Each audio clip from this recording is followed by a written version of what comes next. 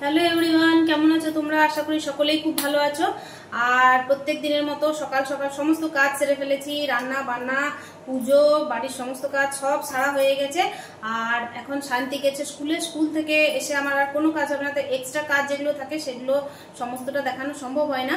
আর ছেলে যেহেতু স্কুল থেকে চলে এলে আর কিছু কাজ হবে না, সেজন্য এই মাত্র আমি সব কিছু এই 11টা বাজে ঘড়িতে এখন। তো এখন থেকে আমি আমার ব্লগটা স্টার্ট করছি। আর ব্লগের শুরুতে বড়দের চরণে প্রত্যেকবারের মতো প্রণাম আর ছোটদেরকে আমার ভালোবাসা। আর আজকে রান্নাঘরটা একদম ডিপ ক্লিন করে নেবো। এমনিতেও প্রত্যেক দিন পরিষ্কার করি রান্নাঘর, মানে পরিষ্কার পরিচ্ছন্ন না থাকলে ঢুকতে ইচ্ছেও করে না, কিন্তু কিছু কিছু দিন থাকে না যে একদম খুব ভালো করে পরিষ্কার করা হয়। তো সেটাই আমি আজকে করব। তো চলো, রান্না বান্না তো এদিকেই কমপ্লিট, আর ছেলে চলে আসবে তার আগে আমি এখান থেকে ব্লগটা স্টার্ট করে কিভাবে পরিষ্কার করছি তোমাদের সাথে একদম তেল চিট যে জায়গাগুলো আছে, তেল চিটচিটে রান্নাঘরটাকে একদম ডিপ ক্লিন করে ঝাঁ চকচকে করে দেবো। তো এটাই আমি তোমাদের সাথে আজকে শেয়ার করছি। তো চলো দেখানো যাক কিভাবে আজকে করলাম কাজগুলো। চলো চলো চলো তাড়াতাড়ি করি।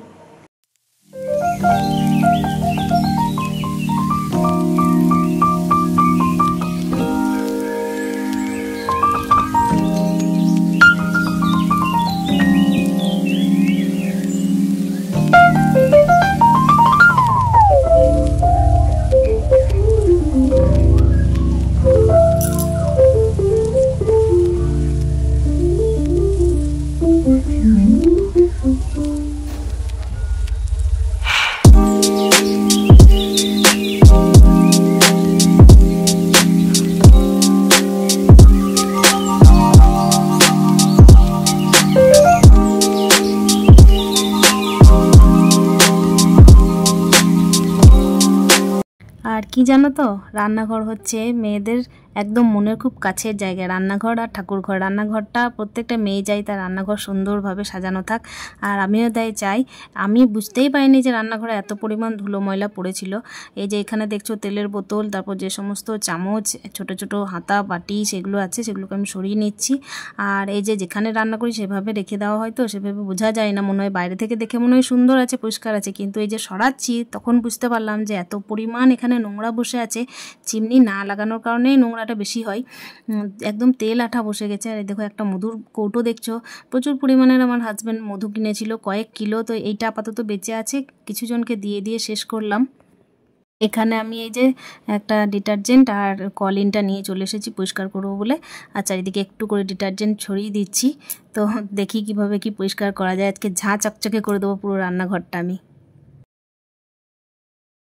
আর এখানে দেখো আমি একটু একটু করে ডিটারজেন্ট চারিদিকে ছড়িয়ে দিয়েছি। আর এই যে জানলাটা দেখছো, এটা হচ্ছে আমাদের বাড়ির উত্তর দিকে জানলা। মেনলি উত্তর দিকে আমাদের রান্নাঘরটা আছে। তো আমি ওই জানলাটা আজকে খুললাম। প্রত্যেকদিন খোলা হয় না, খোলা উচিত, কিন্তু খুলতে পারি না। এই কারণে রান্নার টাইমে প্রচণ্ড ডিস্টার্ব হয়, প্রচণ্ড হাওয়া দেয়, আর সে কারণে হাওয়াটার কারণে মানে রান্নার ডিস্টার্ব হয়। তো চিমনি নেই, তবুও আমি জানলা খুলছি না। সেই কারণে এত পরিমাণে তেলচিটে আঠা মতো বসে গেছে ময়লাগুলো, যে আমি আজকে পরিষ্কার করছি তবেই বুঝতে পারছি, তা নাহলে বুঝতেই পারতাম না। আর এখানটায় দেখো ছোট ছোট চামচ আর হাতা রাখার জন্য দুটো আমি জায়গা কিনেছিলাম। তো সেগুলো আমি মলে থেকে কিনেছিলাম, সেগুলোর ভেতরেও প্রচণ্ড আটার মতো জমে আছে।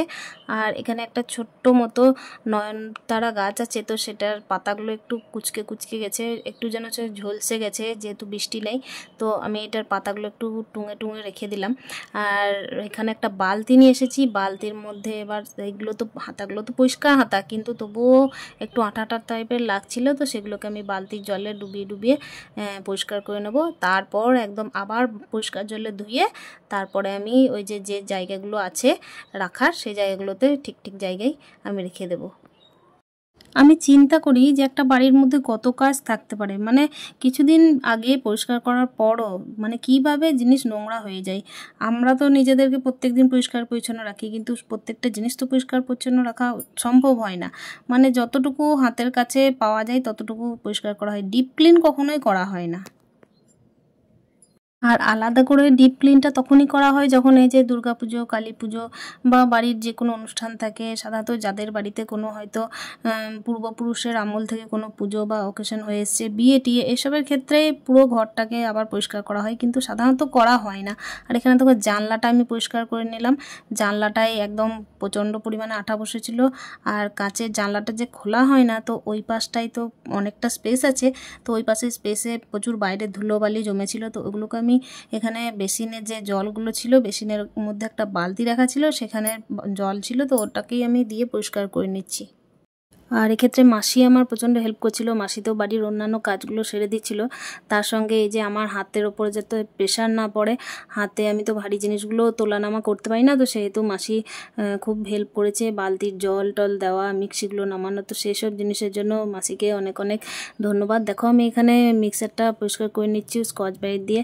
আর মিক্সারটা তো একদম সাদা, সেই জন্য সাদা মানে গাটার ওপরে প্রচণ্ড পরিমাণে ধুলো আঠার মতো বসে আছে, তো সেগুলো পরিষ্কার করছি। আর তারটা পর্যন্ত প্রচণ্ড পরিমাণ নোংরা হয়ে আছে, তারেও যে এত ধুলো মানে এত তেলের মতো বসে আছে, সেটা এখানে কাছে থেকে না দেখলে বা যে পরিষ্কার করছে মানে আমি একমাত্র বুঝতে পারছি, অন্য কেউ বুঝতে পারবে না।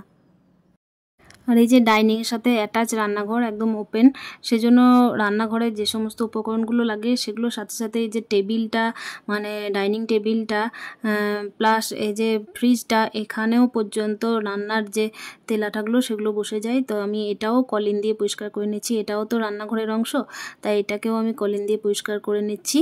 আর এখানে দেখো আমি যে মিক্সিটা আছে, যে বাড়তি মিক্সিগুলো বড় জারগুলো আর কি, যেগুলো ছোট নয়, ছোটোগুলোতে তো আমরা রান্নাবান্না করেই থাকি, রান্নাবান্নার কাজে লাগানো থাকে, তো সেটা পরিষ্কার করে নিলাম।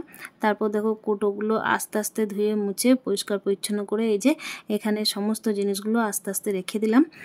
তারপরে দেখো এবার আস্তে আস্তে তোমরা দেখো কেমন লাগছে। আর এখানে আমি মাঝে একটা ব্রেক নিয়েছিলাম, কেন কি ছেলেকে তো খাওয়ানোর ঘুম পাড়ানোর টাইম হয়ে গেছিলো, স্নান টান করিয়ে খাইয়ে তারপর ঘুম পাড়িয়ে আবার ফিরে এলাম। মাঝে একটু বাজার গেছিলাম, বলতে সবজি টবজি আর ছেলের কিছু জিনিস আনা ছিল, সেগুলোকে এনে তারপর ওকে খাইয়ে টাইয়ে এখন শুতে দিয়েছি। তো তারপরে আমি এদিকে ফ্রিভাবে এসে আবার কাজ করলাম। বুঝতেই তো পারছো, যেহেতু একটা বাচ্চার মা, আর যেহেতু কাছে ওর বাবা থাকে না, সেহেতু আমাকে একটুখানি ওকে ম্যানেজ করেই বাকি দিকগুলো দেখতে হয়। আর এখানে জলের ফিল্টারের নিচে যে সিঙ্কটা আছে না, সেখানে প্রচণ্ড পরিমাণের ধুলো বসেছিল, আর ফিল্টারটা আমি অলরেডি ঢাকা দিয়েই রাখি। এখানে রান্নাঘরের যে ওভেনটা আছে সেটাও আমি পরিষ্কার করে নিয়েছি। পরিষ্কার করে নেওয়ার পরে কেমন লাগছে দেখো দেখতে, এমনিতে তো কেমন লাগছিল তখন, আর এখন কেমন লাগছে। এখানে দেখো রান্নাঘরে বেসিনটার কাছে চলে এসেছি। বেসিনে প্রচণ্ড পরিমাণে নোংরা, আর এটা প্রত্যেক দিনের, কেন কি এখানে তো যে সমস্ত বাসনগুলোই রান্না হয় সেগুলো নামিয়ে রাখি, তো সেহেতু নোংরা হওয়ার চান্সটা প্রত্যেক দিনই বেশিই থাকে, এই জায়গাটাই সব থেকে বেশি থাকে। তো সেগুলো আমি পরিষ্কার করে তারপর এখানে টেবিলের মধ্যে কোটোগুলো আমি ধুয়ে এই যে জল ঝরতে দিয়েছিলাম, তো জল ঝরে তারপর তো ওই যে বললাম সায়ন্তিককে খাইয়ে দাইয়ে একটু জল ঝরিয়ে, এগুলোর তো সময় লাগবে, তো সেই জন্য তারপরে এসেছি এগুলোকে গুটিয়ে নেওয়ার জন্য। আর ততক্ষণে আমার একটু বিকাল বিকাল টাইমও হয়ে গেছে, মানে এখন 4টে বেজে গেছে প্রায়। তো এর টাইমে আমি একদম পরিষ্কারভাবে রান্নাঘরটা, এই যে টেবিলের যে সমস্ত জিনিসগুলো আছে সেগুলো একদম পরিষ্কার করে গুছিয়ে নেব। আর সায়ন্তিক যেহেতু খুব ছোট, সেহেতু টেবিলের ওপরে সমস্ত কিছু রেখে দেয়, কিছু খেলে তারপরে তোমার জামা কাপড় পর্যন্ত খুলে রেখে দেয়, টেবিলের মধ্যে নৌকা বানিয়ে রেখে দেয়। আর এই যে ক্যালেন্ডার একটা দেখতে পাচ্ছ, এটাকেও খুব ভালোবাসে। টেবিলটা আমি ভালোভাবে পরিষ্কার করে নিচ্ছি, কেন কি টেবিলের মধ্যে কালো ধুলো পড়ে যায়, মানে কালো টেবিল তো, তার উপরে ধুলোটা পড়তে সুবিধা হয়, নোংরাটা বোঝা যায়। আর রান্না বান্না এই যে ঠান্ডা হয়ে গেছে, যেহেতু বিকাল টাইম, সেহেতু ফ্রিজে ভরে দিলাম। আর এবার আমি তোমাদের সাথে ফাইনাল লুকটা শেয়ার করছি। যদি ভালো লাগে তো অতি অবশ্যই জানানোর চেষ্টা করো যে আজকের ব্লগটা কেমন লাগলো। একটা ছোট্ট প্রয়াস, যেটা প্রত্যেকটা বাড়ির মেয়েরাই করে থাকে, কিন্তু আমি তোমাদের সাথে শেয়ার করার চেষ্টা করলাম।